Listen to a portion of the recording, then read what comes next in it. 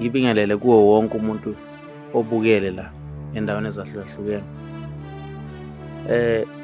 Ezinye izinto zithi uma zenzeka zikushiye nesifundo esithize, yabo. Ngangokuthi ungaze uyibuze ukuthi yini ndaba le nto yenzeka kumina, noma yini ndaba le nto yenzeka kubantu abathize. Khona nje omunye ubhodi noma ngizothi enye insizwa, insizwa yayibathanda abantu besifazane, yabo.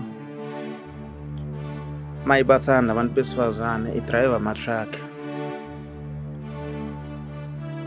Kwathi ngelinye nje ilanga ihamba kuyiyona nomuntu oyilekelelayo.